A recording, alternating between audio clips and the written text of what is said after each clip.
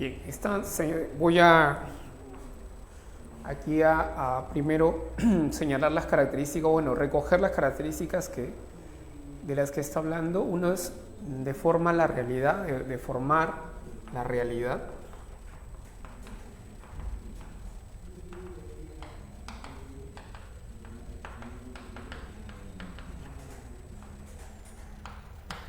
O sea, altera la realidad, ¿no?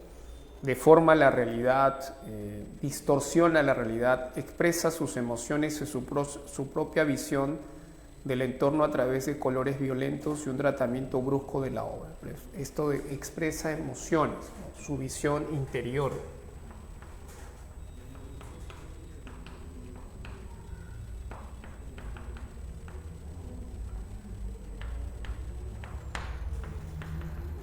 Su visión personal e interior, ¿no?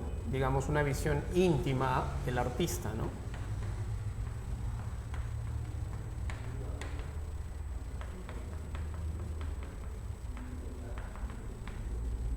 Tiene que ver con, digamos, su mundo subjetivo, ¿no?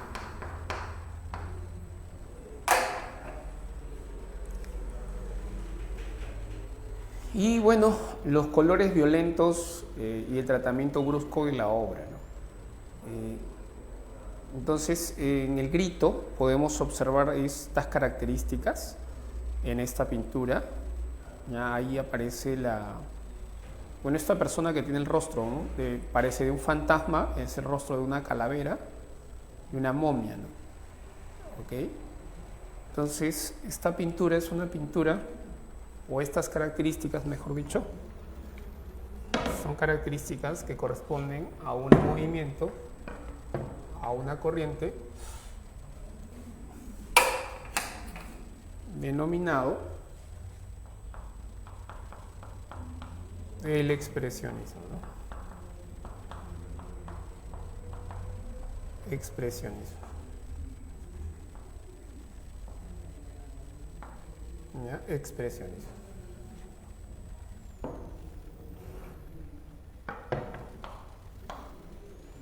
Okay. De Munch, ¿no? Habíamos hablado de este movimiento que surge en Alemania, bueno, que va a tener que se forman dos grupos, ¿no? De artistas expresionistas, ¿no? Ok, entonces la clave sería un subjetivismo de Picasso a la de Dado, ¿no? Uno Dado, ¿no? Expresionismo Munch, ¿no? Acá se menciona la obra El Grito.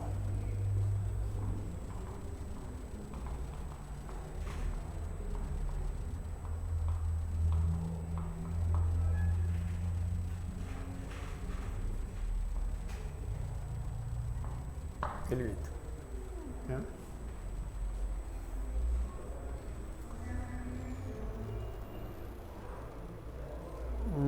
Bien.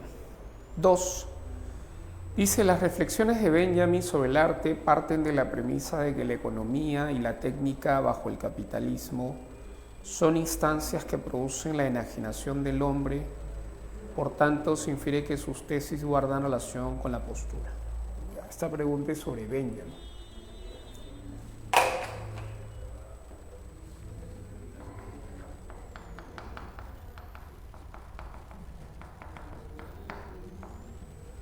Sobre Benjamin.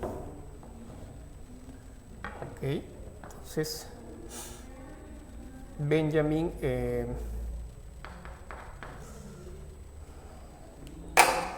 un filósofo del siglo XX, ¿ya? Digamos la primera mitad del siglo XX, y es el autor de una obra, ¿ya? Bueno, tiene otros ensayos, pero principalmente una obra que nosotros ya habíamos comentado, se titula La obra de arte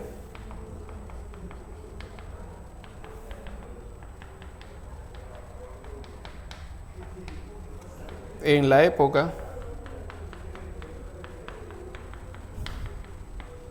de la reproductibilidad técnica.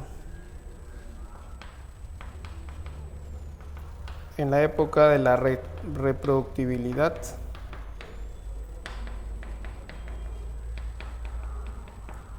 técnica.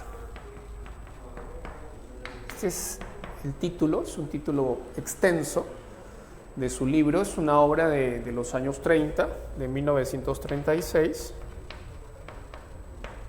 ¿Ya? Algo muy importante que habíamos comentado sobre Benjamin es que Benjamin pertenece a una escuela, ¿ya? A una escuela neomarxista. ¿Ya? Neomarxista.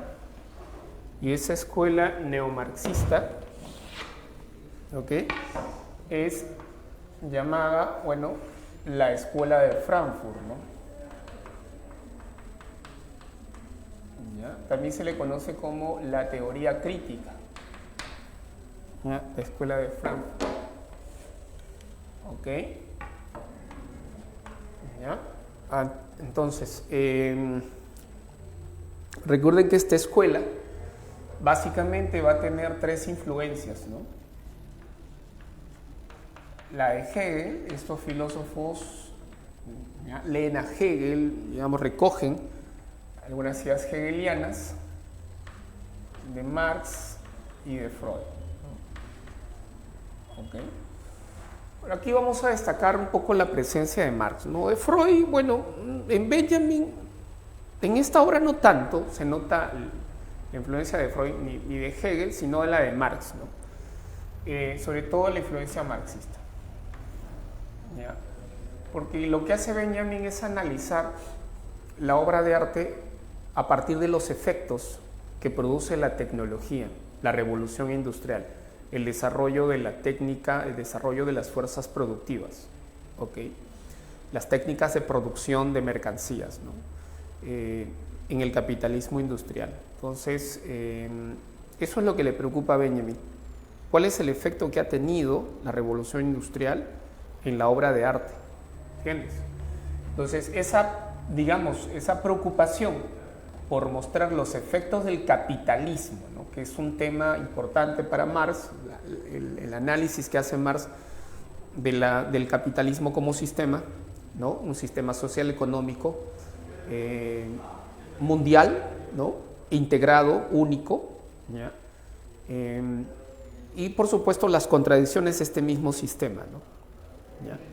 Entonces, lo que Benjamin le preocupa es justamente los efectos del capitalismo, los efectos del sistema, ¿no? ¿Ya? Los efectos de la revolución industrial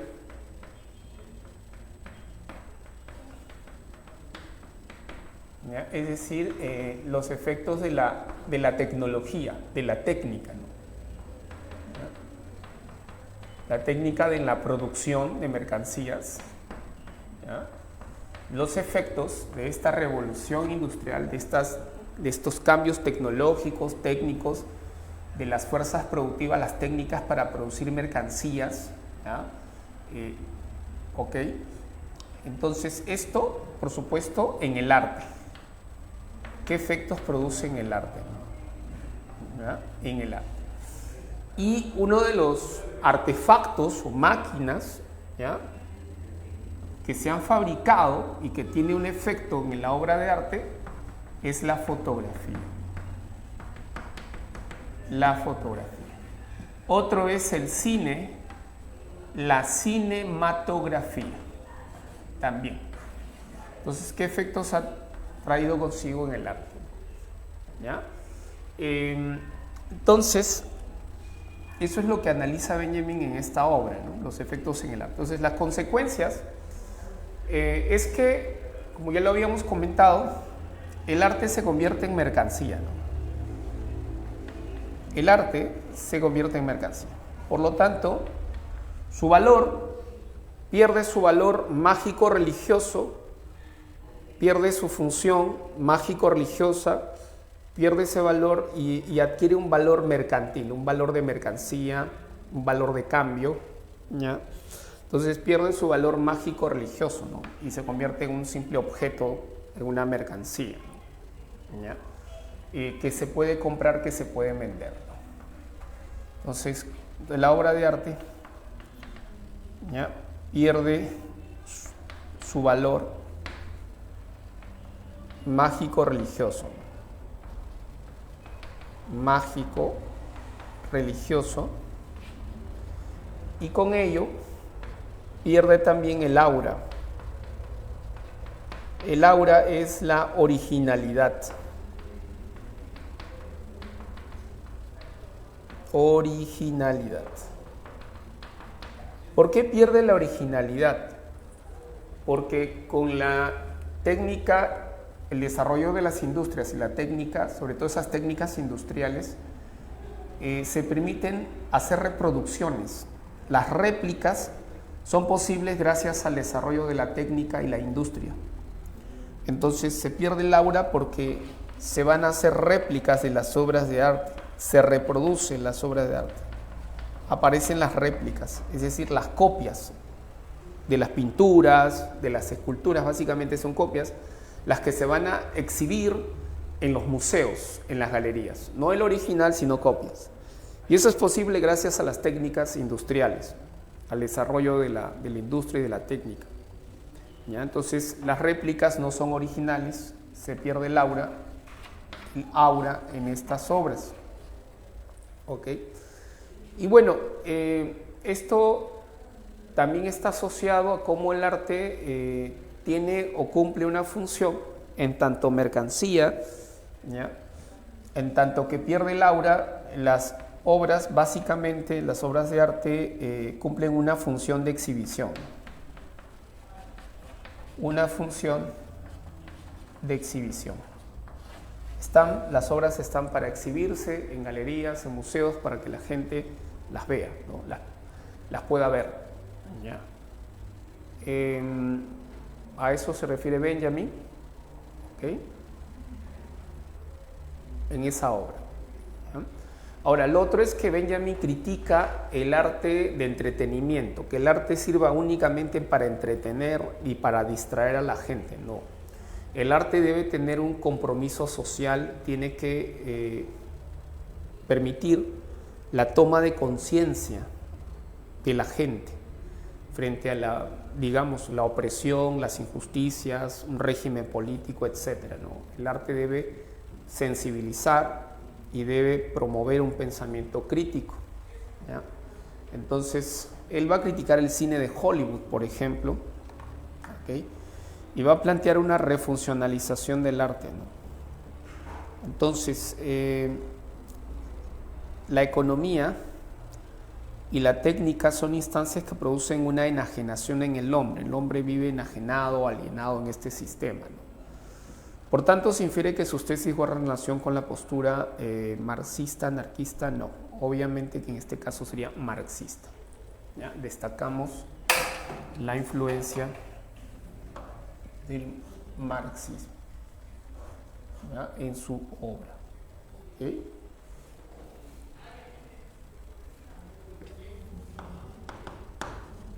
Por lo tanto, la clave sería avión.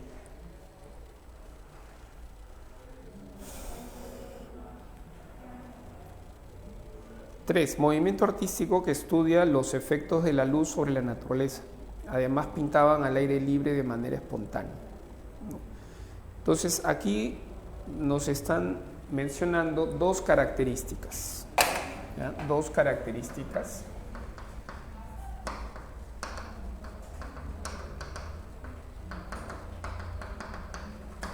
de las que ya habíamos hablado.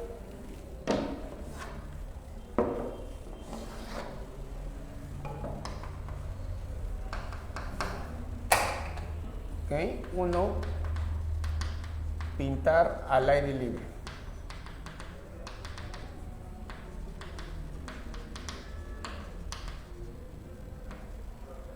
¿Ya? Pintar al aire libre. Y la otra, captar los efectos de la luz.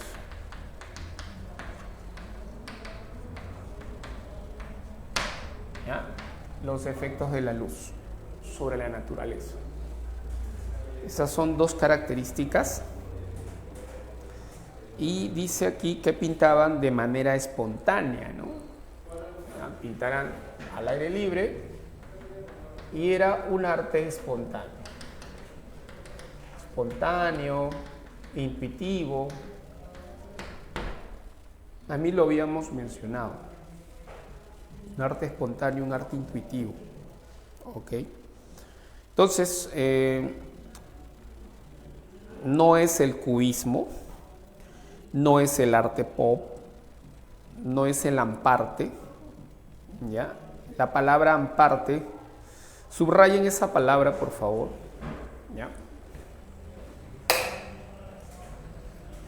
Aquí estamos hablando, obviamente, del impresionismo, ¿ya? Del impresionismo. ¿Ok? Hay una palabrita que aparece ahí, ¿ya? Amparte. ¿Ok? Amparte. No sé si ustedes han escuchado esta palabra. ¿Alguno de ustedes ha escuchado esta palabra? La palabra amparte. ¿Saben qué significa amparte? ¿No? ¿Alguna idea? No, pues.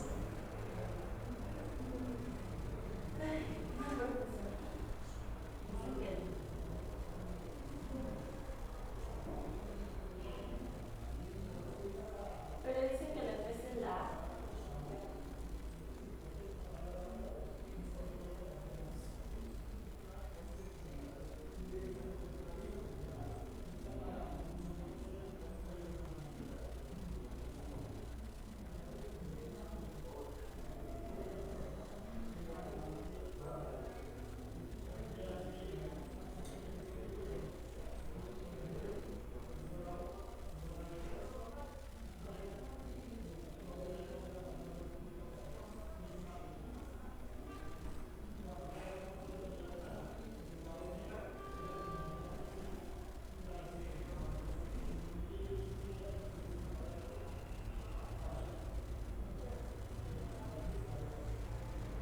¿No han escuchado hablar del amparte? Hay un artista español, ¿ya?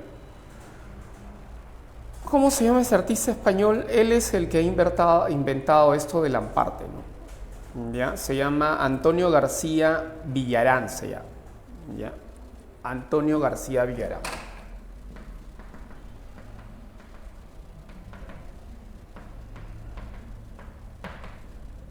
Antonio García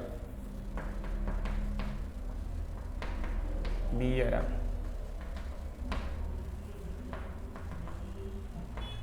¿Ya? Antonio García Villarán. Ok. Ok. Él es el que ha inventado esto, ¿no? El amparte. ¿Ya? Amparte es, la palabra amparte es una palabra compuesta. ¿Ya? El amparte es el arte de no tener talento, ¿no? Es una palabra compuesta, ¿no? La palabra compuesta viene de am, ¿ya? Ampa, más arte. O sea, ampa se refiere a una especie de mafia, ¿ya? De artistas que no tienen talento y que quieren, bueno, quieren engañar a la gente haciendo creer que sus obras son obras de arte. Entonces a esto se llama el arte de no tener talento, que es el título de su libro. El arte de no tener talento.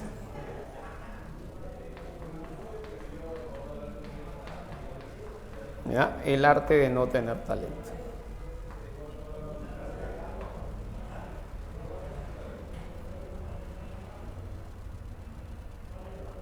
Ok.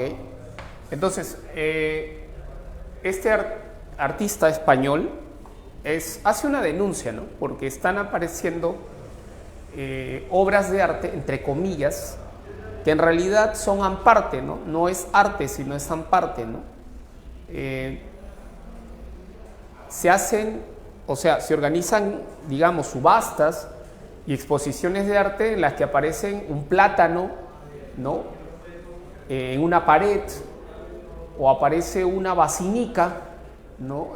Un bacín o un urinario, o mierda enlatada. Hay una obra que se llama así, mierda enlatada, ¿ya? Es decir, excremento en una lata.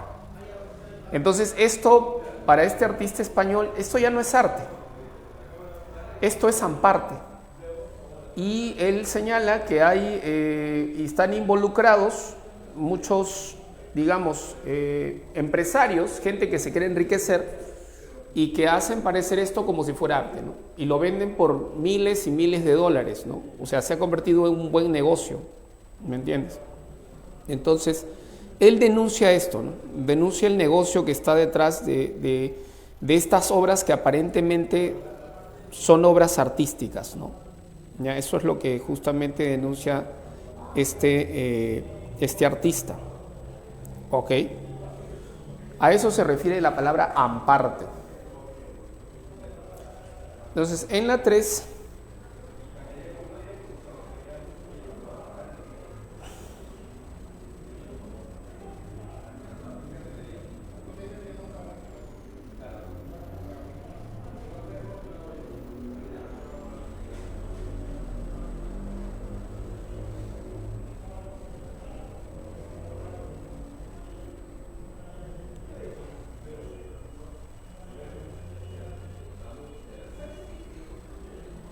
¿la clave cuál sería?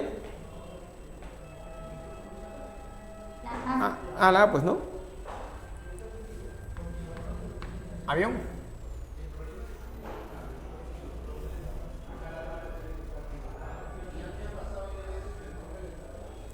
La 4 dice, se define como la vida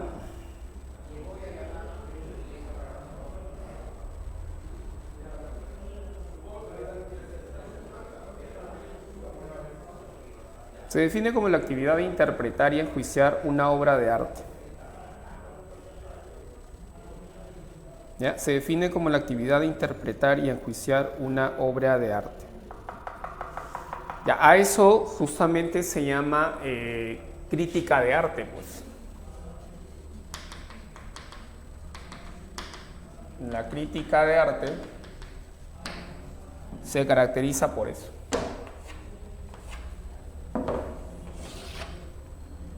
¿Ya? En la crítica de arte se caracteriza por justamente interpretar, valorar, criticar una obra de arte, ¿no? Interpretarla, valorarla, enjuiciarla, ¿no?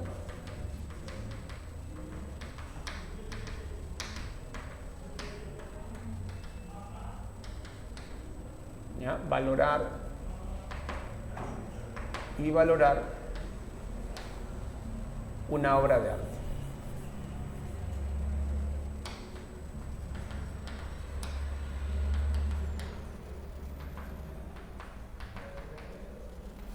Obviamente, toda valoración puede ser positiva o puede ser negativa, ¿ok? Si se puede hacer una defensa de una obra de arte, como se puede también cuestionar la obra de arte desde el punto de vista formal, desde el punto de vista técnico, ¿no? O del punto de vista del contenido, ¿ok? Entonces, esto es crítica de arte. En este caso sería apreciación estética, crítica literaria no, filosofía del arte no, sería apreciación estética. ¿Ya? La apreciación estética consiste en interpretar y valorar críticamente una obra, ¿no? ¿Ok? Críticamente una obra. Sería crítica del arte. ¿Ok?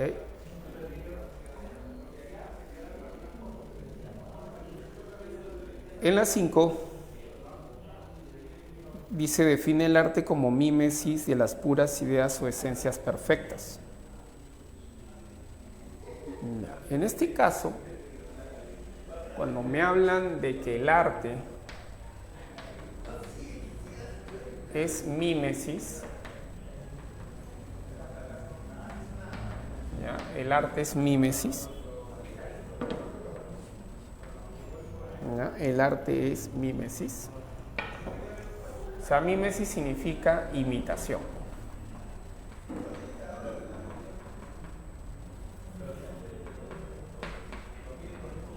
Imitación. ¿Ok? Imitación. Pero aquí me está hablando de modelos perfectos, ¿no? O sea, en última instancia lo que se va a imitar son modelos perfectos. ¿Ya? Entonces, el arte como copia de la copia de los modelos perfectos, ¿no? Los modelos perfectos son las esencias de las cosas, ¿no? Las esencias. Entonces, esa distinción platónica entre esencias y apariencias, o entre lo bello en sí y las cosas bellas, ¿no? ¿Ya? Lo bello en sí, el mundo ideal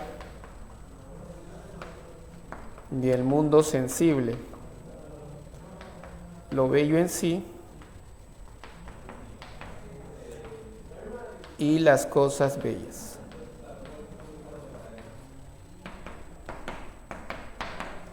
¿Ya? Lo bello en sí y las cosas bellas. ¿Okay? Lo bello en sí sería la esencia, ¿no? El modelo perfecto. Y las cosas bellas serían pues la copia, ¿ya? Las copias, la imitación. Entonces esa concepción es una concepción platónica.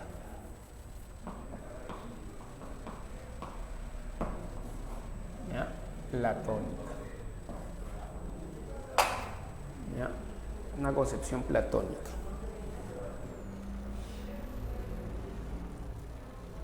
¿Ok? Bien.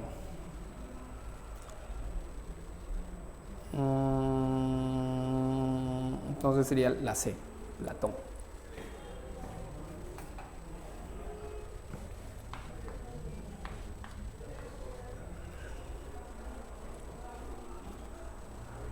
Casa. Ya. Dice, ¿a qué movimiento artístico pertenece la siguiente pintura titulada Impresión del Sol Naciente? ¿No? ¿A qué movimiento artístico pertenece la siguiente pintura titulada Impresión del Sol Naciente? Bueno, lo hemos conversado, esa obra pertenece al impresionismo. Es una obra impresionista. ¿Ya? Una pintura, una obra impresionista. ¿Ya? La obra de Monet. La obra de Monet. ¿Ok? Impresionismo, ¿no? Impresión salida del sol o impresión del sol naciente, ¿no? 7. Movimiento artístico que propuso una pintura estructurada, debe decir, estructurada, rígida, geométrica y tridimensional. ¿Ya? Abundan líneas rectas y curvas. Ya, pues, eso también lo habíamos conversado, ¿no?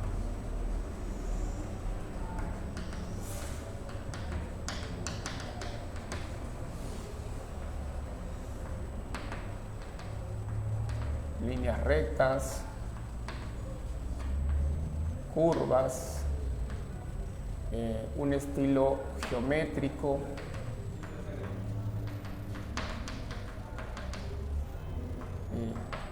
y tridimensional,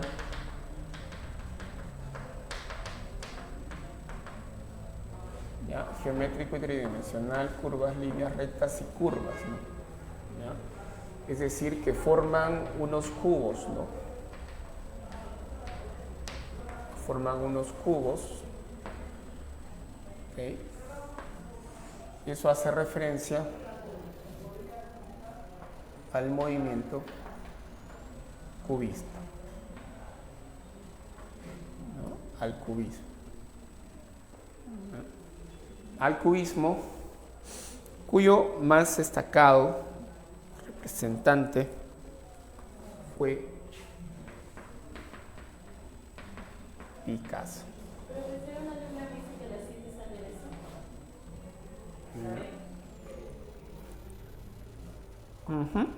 Correcto. Las 7 sale burrito. ¿Ya? Picasso. ¿Ok?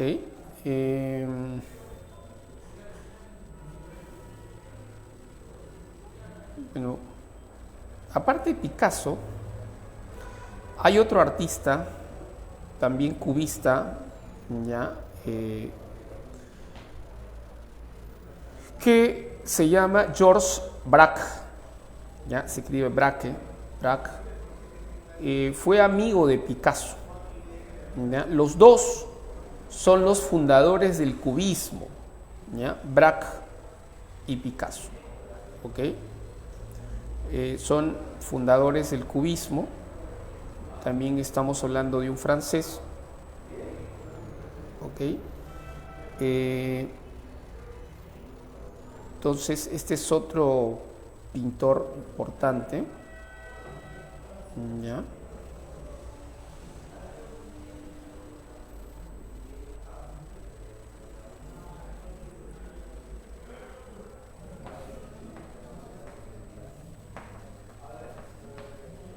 Braque.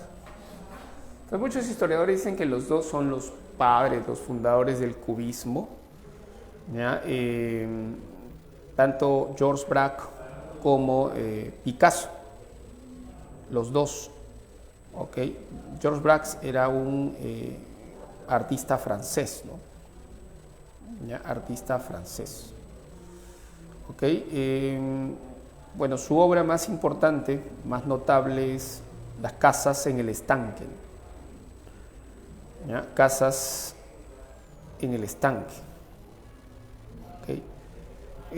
Bueno, según los biógrafos, Picasso pintó Las señoritas de Aviñón y Braque conoció a Picasso a raíz de esa pintura.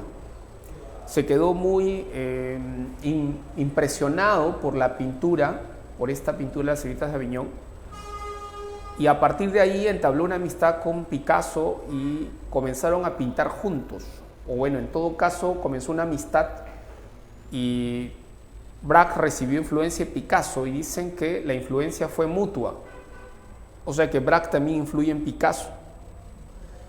La cuestión es que los dos vivían cerca, los dos artistas vivían cerca, muy cerca, la casa de uno y la casa del otro, ¿ok? Y se visitaban por las tardes. O sea, Picasso y Braque siempre se frecuentaban, ¿no? Se visitaban, eran amigos. En la mañana trabajaban, pintaban, y en la tarde ellos lo que hacían es visitarse.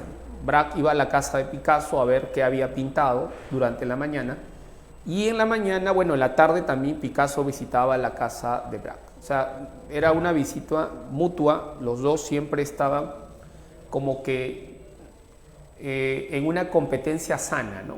¿Qué está pintando uno? ¿Qué está pintando el otro? ¿Qué está trabajando? ¿En qué hora está trabajando? ¿Ok? Ambos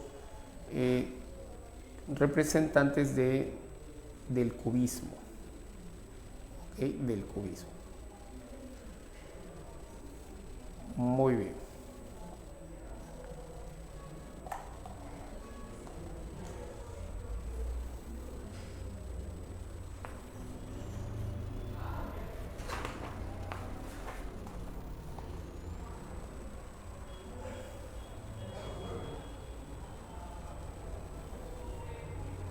Movimiento que se nutre del psicoanálisis y del marxismo.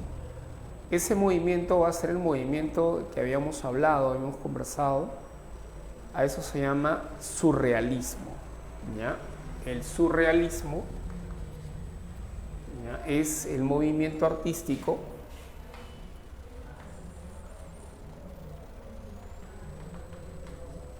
¿ok? Que se nutre o recibe influencia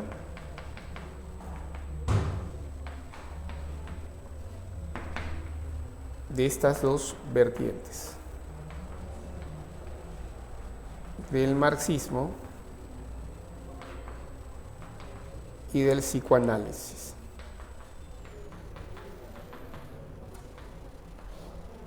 ¿Ok? Del marxismo y del psicoanálisis. Entonces, digamos que la influencia del marxismo tiene que ver con, digamos, el arte como denuncia, ¿no?, de las injusticias, de la enajenación del hombre, ¿no?, de la explotación del ser humano, sobre todo denunciar cómo el ser humano ha sido degradado, ¿no? O sea, denuncia la degradación del hombre o la alienación del hombre producto de la explotación de este sistema, ¿no?, del trabajo, de la fuerza de trabajo. Y por supuesto la posibilidad de un sistema distinto, ¿no? ¿Ya? Y eso lo vincula justamente con el psicoanálisis, ¿no? Porque el psicoanálisis tiene que ver justamente con la psiquiatría, la psicología, con el inconsciente, ¿no? Cómo representan el inconsciente o el subconsciente, ¿no? Y eso está ligado pues a los sueños y a los temas sexuales, ¿no?, al tema sexual, ¿no?,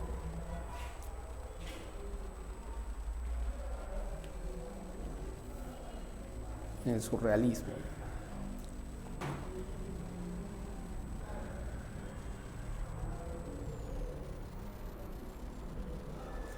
En la 9 dice: de la lectura anterior se infiere que las narrativas de las canciones, dice acá, las canciones representaron todo un medio a través del cual se construyeron narrativas para comprender y reaccionar ante los acontecimientos. Las comunidades utilizaban la música para procesar y darle sentido a lo que estaba sucediendo, pero en diferentes contextos encuadraban e interpretaban lo que sucedía en diferentes maneras. Mientras algunos consideraban el cautiverio dentro de la lucha política más vasta contra el régimen nazi, otros trataban de situar sus experiencias dentro de marcos nacionales o religiosos.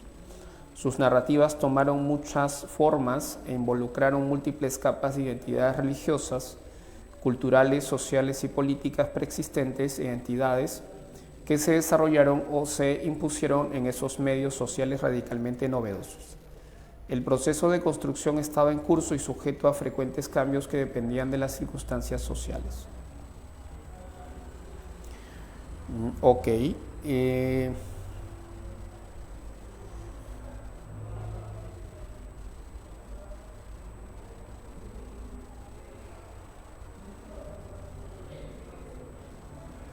Dice, se infiere de la narrativa que las canciones, la narrativa de las canciones, se puede entender como el mensaje, ¿no?, de las canciones, tiene una función educadora, debe ser signo de poder, supone una forma de conocer, puede ser conciencia crítica, son meramente contemplativas. A ver, la 9, ¿cuál crees que se pueda deducir o inferir del texto? ¿No de? Deben ser signo de poder. ¿La D? ¿La B de burrito? De. ¿O D de dado? Dado. De dado. Ya, a ver. En el texto dice comprender. Comprender es conocer, entender algo. Y dice reaccionar. Ya cuando dice reaccionar, entonces esto supone rechazo, oposición, cuestionamiento ante un hecho histórico, ¿no?, o una situación social, ¿no?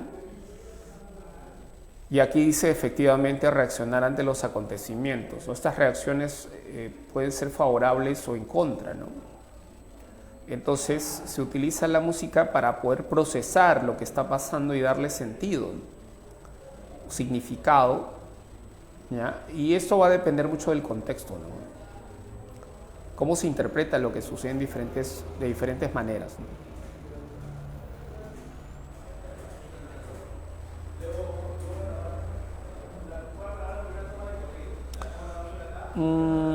Sí, efectivamente no hay otra.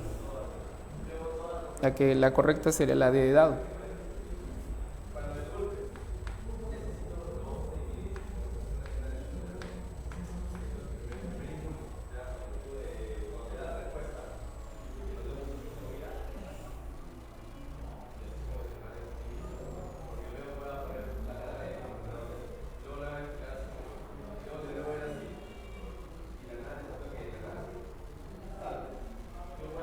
Ignacio es un pintor, dice, al que le importa mostrar mucho los colores o luces que se encuentran con la naturaleza. Al pintar la misma, él considera que lo más importante es mostrar los sentimientos. Ya pues, y el interior del artista en las pinturas. Así se pinta un paisaje natural. Claro, me está hablando aquí de pintar, o bueno, representar en la obra, la pintura, los sentimientos.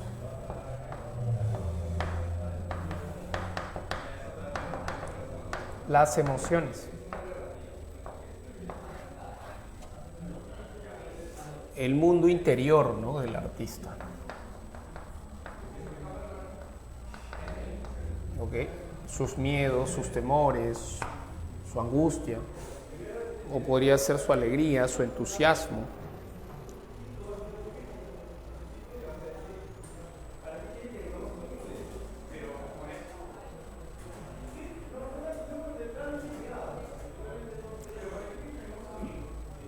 Por tanto,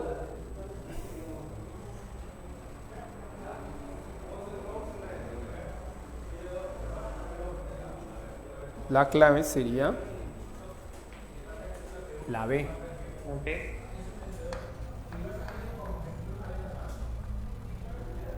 La B de burrito.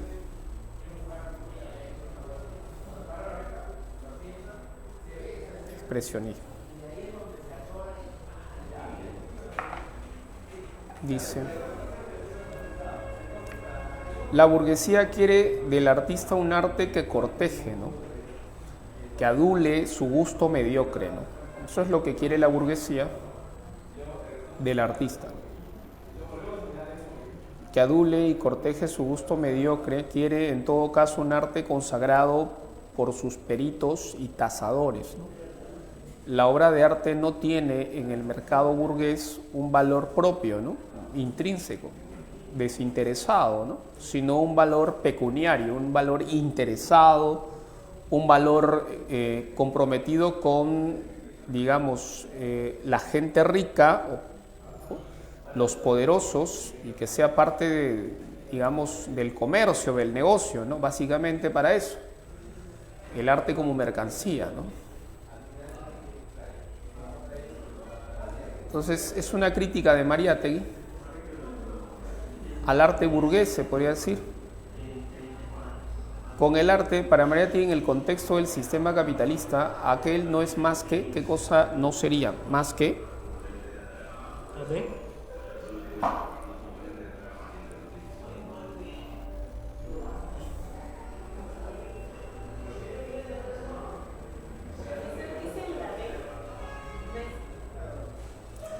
a ver, un medio de moralización,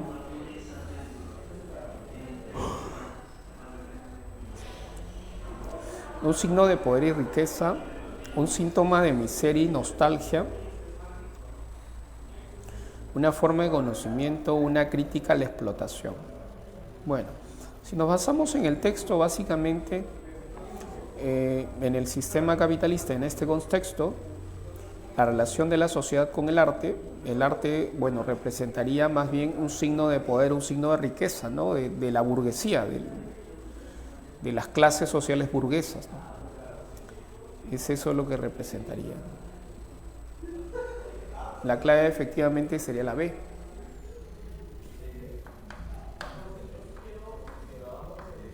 Sería la B.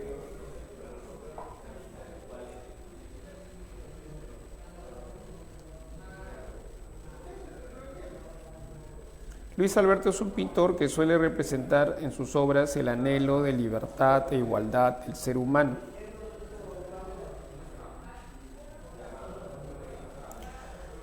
Al anhelo de libertad e igualdad.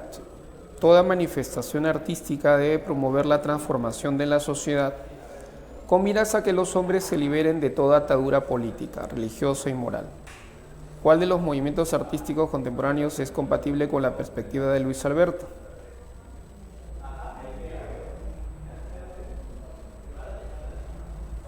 el anhelo de libertad e igualdad del ser humano. Debe promover la transformación de la sociedad. Ya. A ver.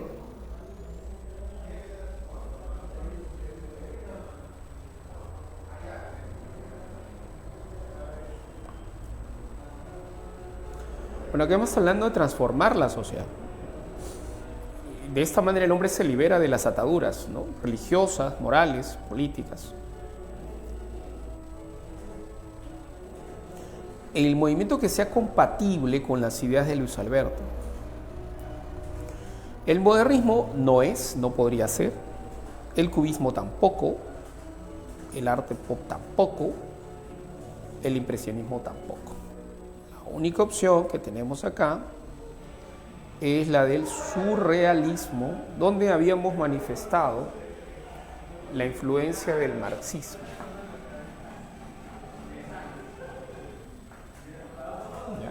Entonces, esas ataduras hay que denunciarlas y hay que buscar la transformación del hombre, porque el hombre se encuentra deshumanizado, alienado, que es una forma de deshumanización, sujeto a la explotación, a la degradación, a la miseria y a muchas injusticias.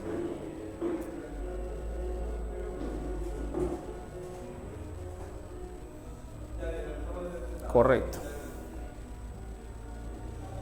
Eduardo piensa que todo arte debe traernos algo nuevo para captar y que se debe aprovechar a este para que la gente pueda aprender más cosas del mundo y de la realidad en general.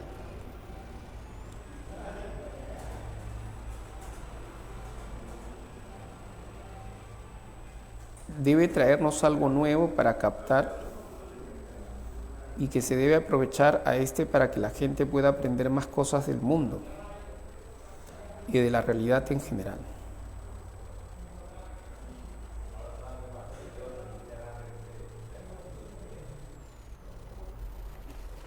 Entonces, en este caso, la gente puede aprender, ¿no? Esto me parece que está ligado al conocimiento, a la educación. Podría ser la función pedagógica como forma de conocimiento, como crítica a la sociedad, como instrumento ideológico político. Bueno, en este caso tiene que ver más con la educación, está hablando del aprendizaje. Tendría que ver con la educación, con una función educativa, una función pedagógica, ¿no?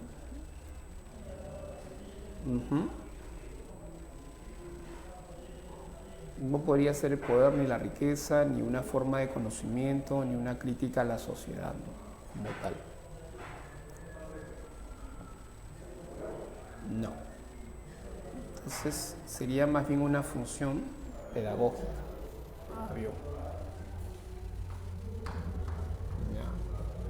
Una función pedagógica.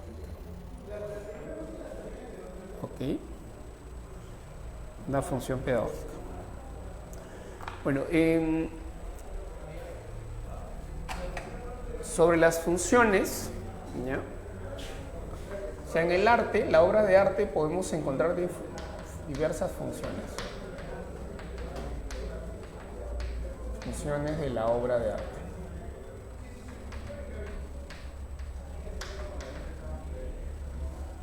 ¿Ya? En relación con la sociedad, ¿no? ¿Ya? Entonces, por ejemplo, las funciones que hemos observado hasta ahora son la función, por ejemplo, crítica. Una función crítica es decir, una función de denuncia, de cuestionamiento de un régimen político o de rechazo ante una injusticia, ¿no? Rechazo a las injusticias. ¿Okay? De cuestionamiento. Puede ser un régimen político, ¿no? Un gobierno, puede ser el gobierno de Boluarte, por ejemplo. El arte puede cumplir esa función. También una función moralizadora.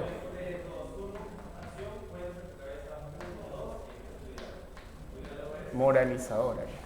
O sea, tiene que ver con educar al hombre en el sentido moral, ¿no? Es decir, transmitir valores, ¿ya?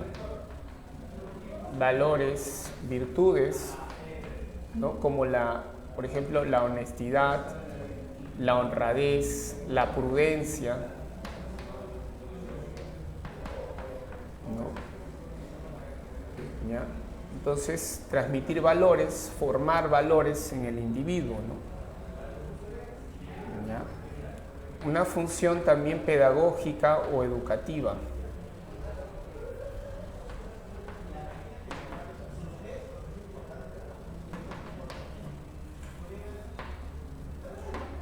Pedagógica educativa, ¿no? Que tiene que ver con la enseñanza, el aprendizaje, ¿no? Aprender, educar o instruir al individuo, ¿no? Sobre conceptos, sobre ideas, ¿ya?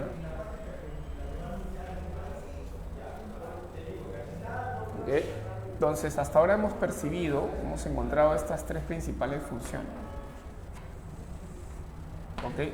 El arte también puede tener una función de entretenimiento, ¿no? Pero eso es un poco, para algunos es problemático y discutible, ¿no? Que realmente deba tener, pero lo tiene. Muchas obras de arte tienen esa función. Entretenimiento. O sea, tiene una función más, digamos, lúdica, ¿no? Vinculado a la diversión, vinculado a la distracción, ¿no? O sea, olvidarse de los problemas que uno tiene, ¿no? Si uno está agobiado por deudas, por algún tipo de problema, el arte te distrae, alivia el corazón, digamos, ¿no? O sea, incluso cuando vimos la tesis de Schopenhauer, ¿no? El arte también tiene esa función liberadora, ¿no? Frente a una función liberadora frente a la vida miserable, ¿no? O sea, liberadora no en el sentido de enfrentar el sistema capitalista, sino en el sentido de la vida trágica, ¿no? Es decir, hace tolerable la vida que vivimos, ¿no? Es una vida llena de problemas, ¿no?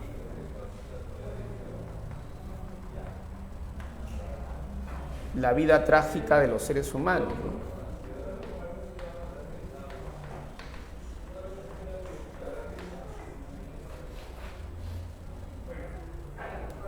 ¿Okay?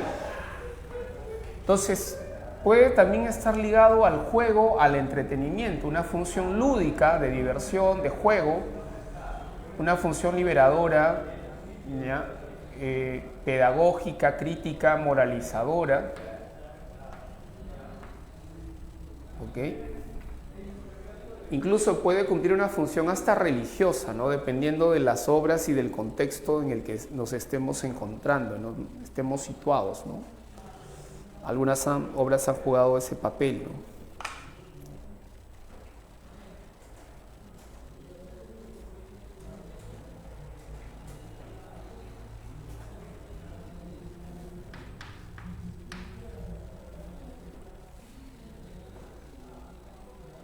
Sería avión, ¿no?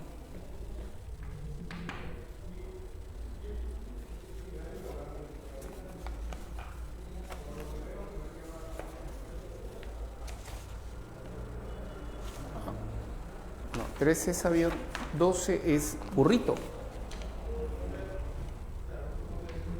12 burrito. 11 es burrito, bien. 12 es burrito. 13 es avión. 14 dice movimiento artístico que busca insertar el arte en toda la vida social. En toda la vida social, la idea de hacer accesible el arte los hizo dar un valor estético incluso a los objetos cotidianos, ¿no?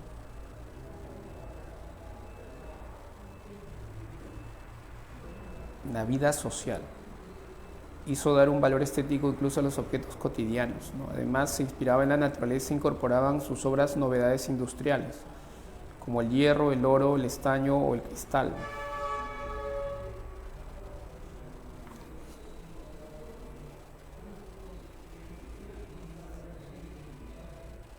Se da tanto en las artes mayores como la pintura, la escultura y la arquitectura, como las menores o decorativas. Las artes gráficas, decoración de interiores, diseño de mobiliario, cristalería, ¿no? Etc. Ya. Entonces, en la 14, ¿de qué movimiento estaríamos hablando? Nacer.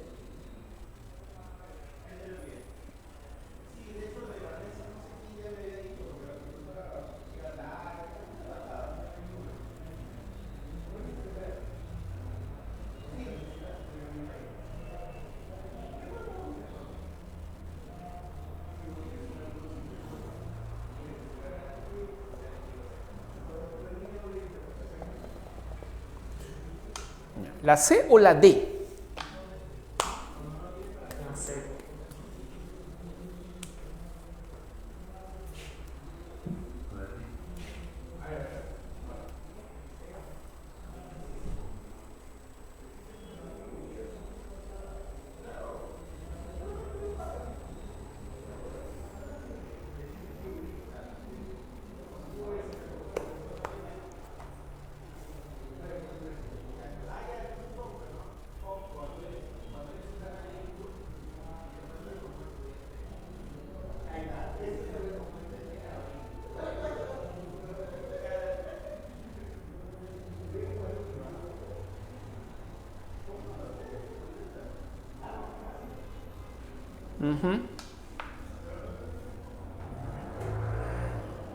Novedades industriales. El uso de materiales industriales o insumos industriales. Así es.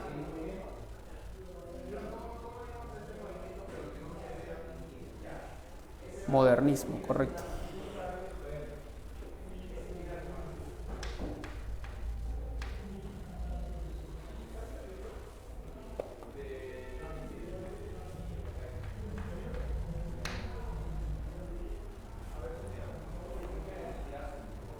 Casa.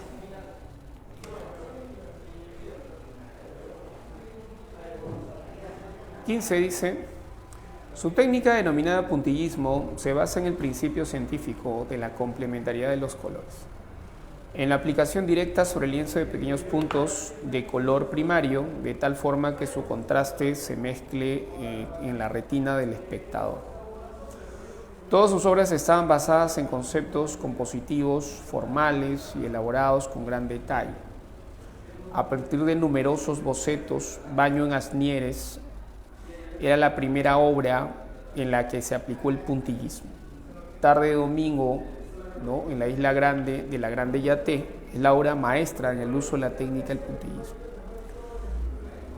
¿Okay? Se refiere a Georges Seurat y al impresionismo, ¿cierto? Se inaugura el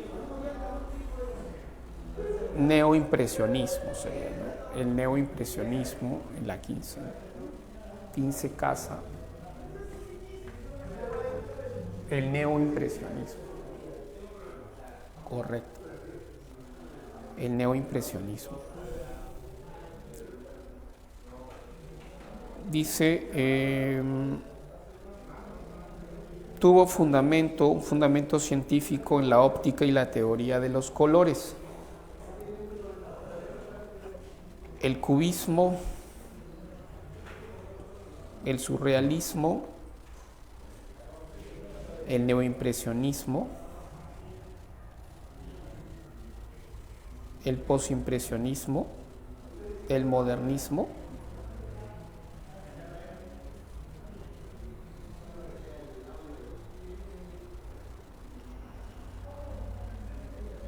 Profesor, en esa pregunta creo que solo la E son, o sea, se presenta con su autor, lo demás, pero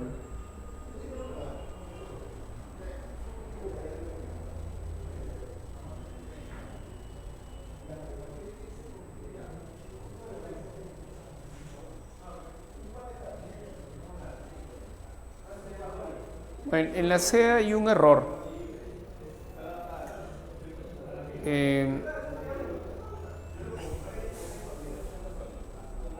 Y en la 16 es la C, pero el problema es Munch. Munch no es un neoimpresionista. ¿Ok? Entonces en la 16 es casa, pero ahí debe ser otro artista. ¿Ok? Ahí no es Munch. ¿Ok? Cambiamos Munch por Seurat. ¿Ya? La clave sería la C. Ok. Ahí hubo un error en esa pregunta. Ok.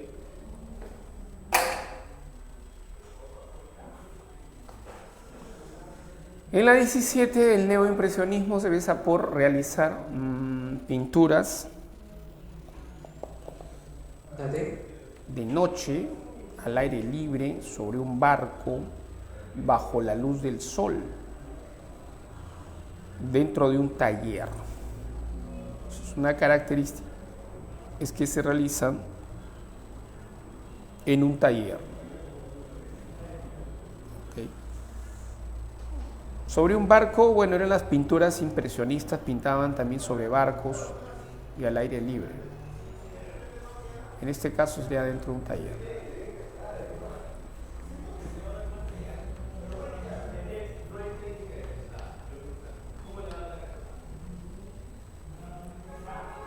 ¿Ya? 17 y 18, una obra modernista es, por ejemplo,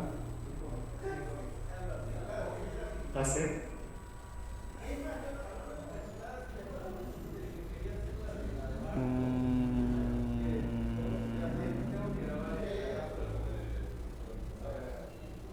Sí, El beso de Klimt. La única obra modernista. El Che Guevara o el Che es una obra del arte pop, ¿no?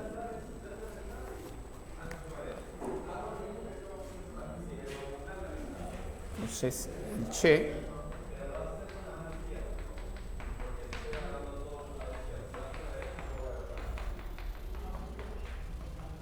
es arte pop.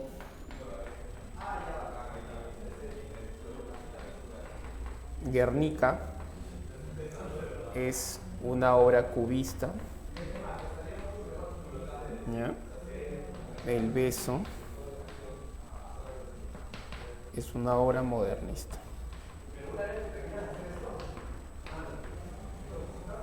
Impresión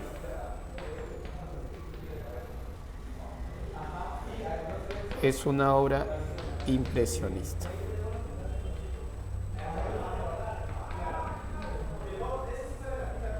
Y Noche estrellada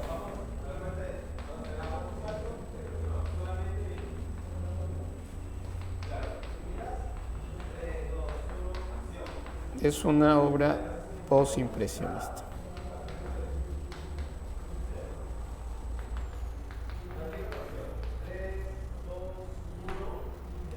Postimpresionista, ¿no?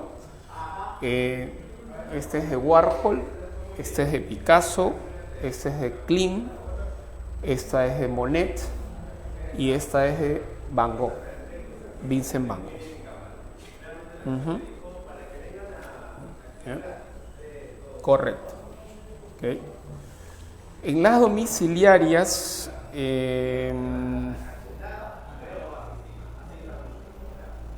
bueno, hay algunas preguntas, no sé si están bien las claves, han revisado, comparen las claves de la domiciliaria a ver si están bien.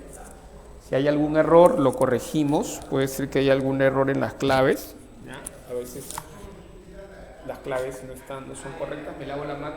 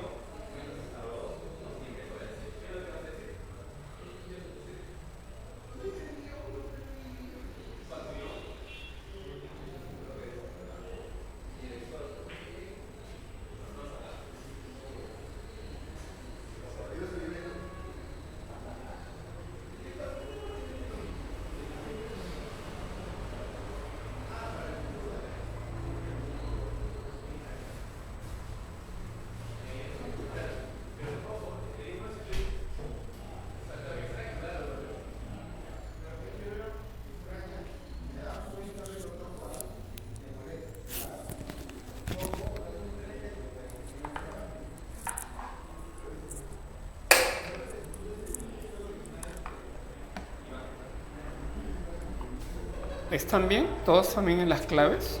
A ver. Se infiere del Sí, texto que... no, está bien. Sí, correcto. Se infiere del texto que por sus características... La 1, ¿cuál es la clave? 1, la D, dice. Adornos llamativos y uso de materiales industriales. 2, la obra cubista se realiza sobre todo por...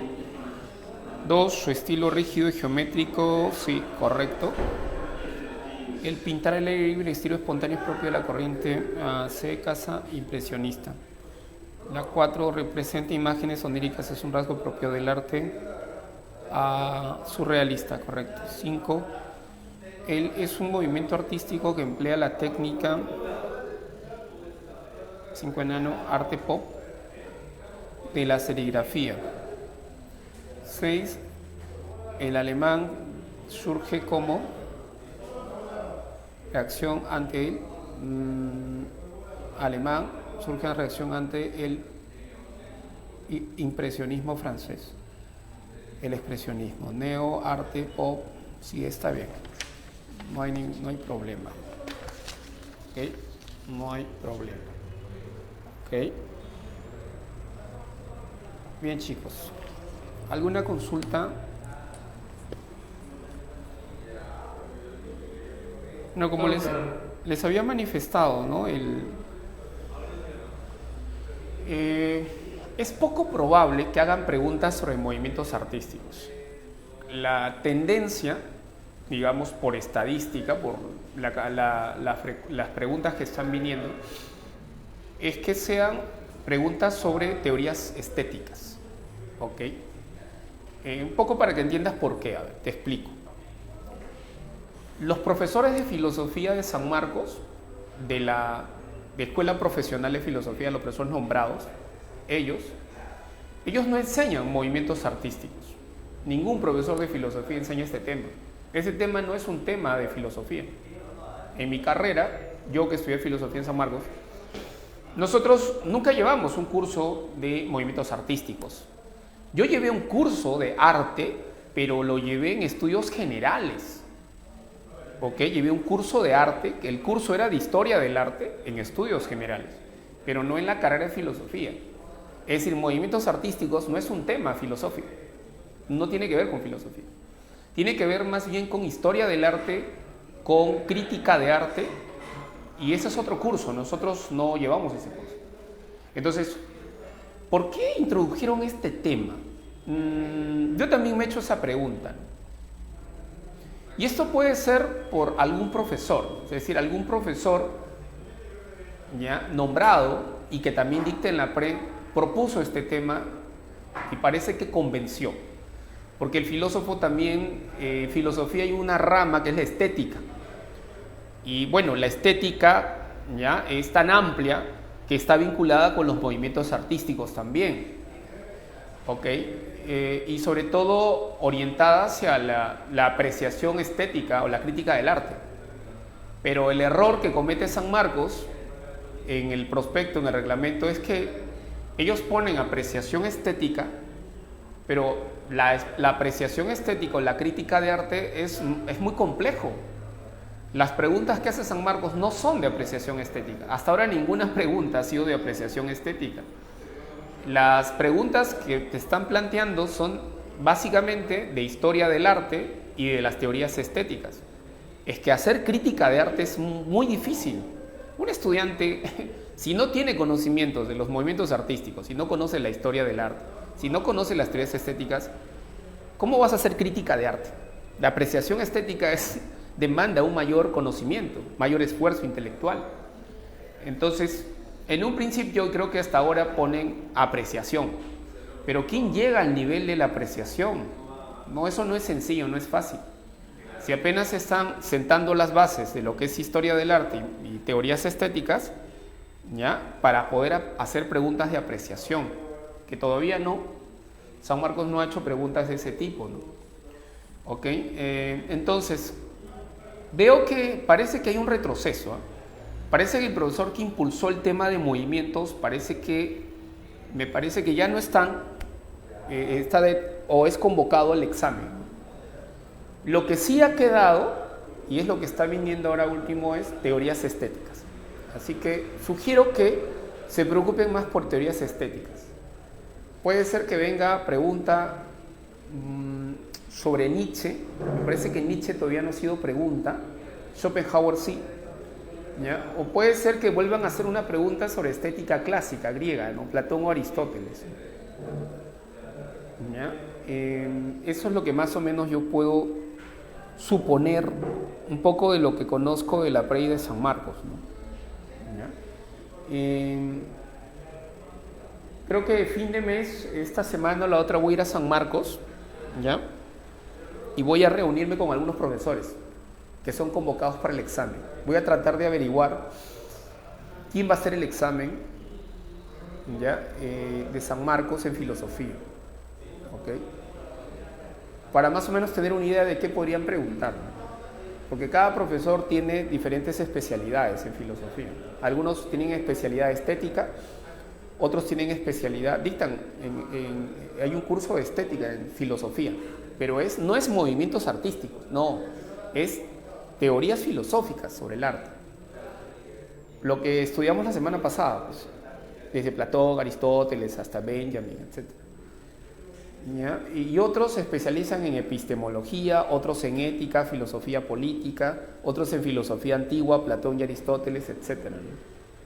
¿Ya? Otros en filosofía moderna se especializan en Descartes, otros se especializan en Kant y así. ¿Okay? Y de acuerdo a eso que saben o que dominan es que elaboran sus preguntas. ¿Okay? Y puede ser también que venga preguntas sobre latinoamericana, que últimamente no estaba viniendo, pero tengo el presentimiento que va a venir latinoamericana. Puede ser Salazar Bondi o Miro Quesada. Por ahí una pregunta sobre feminismo contemporáneo, ¿ya? O tal vez feminismo peruano latinoamericano, aunque no sé si lleguen a eso, pero feminismo, ¿ok?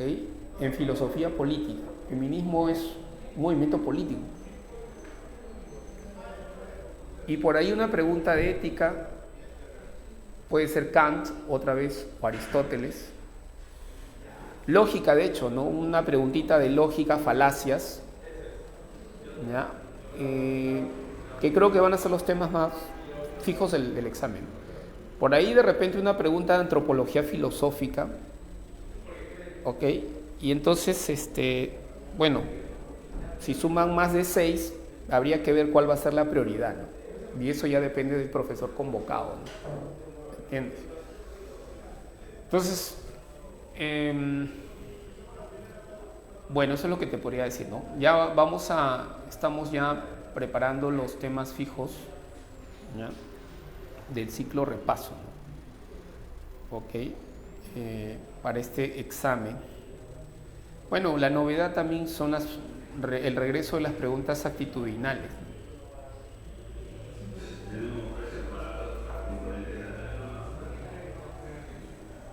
Profe, ¿usted me enseñó el repaso? Sí, parece que sí.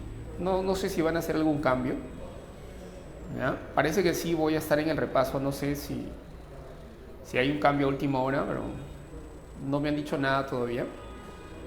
Ok.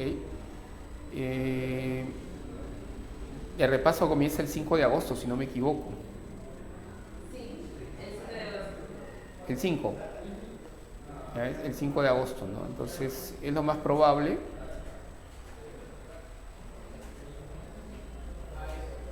Van a ser 6 semanas, 8 semanas, si no me equivoco, más 2 semanas adicionales. Más o menos me acuerdo. ¿Ya?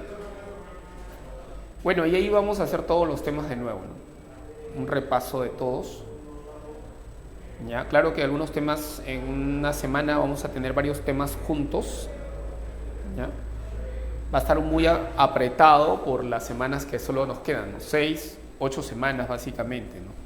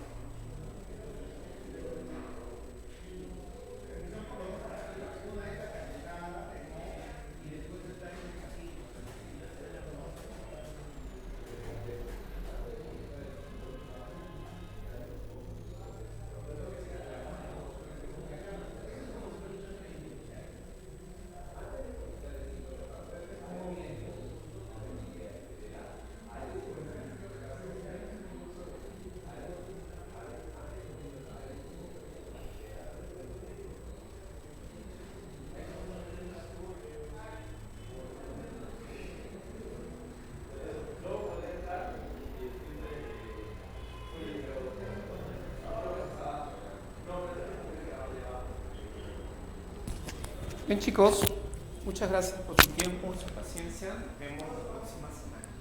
No, profe, gracias. Gracias, profesor. Gracias, profesor. Gracias, profesor. Chao, cuídense.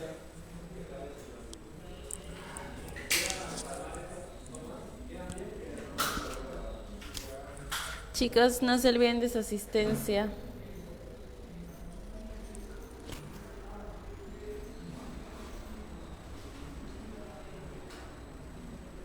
Gracias, profesor.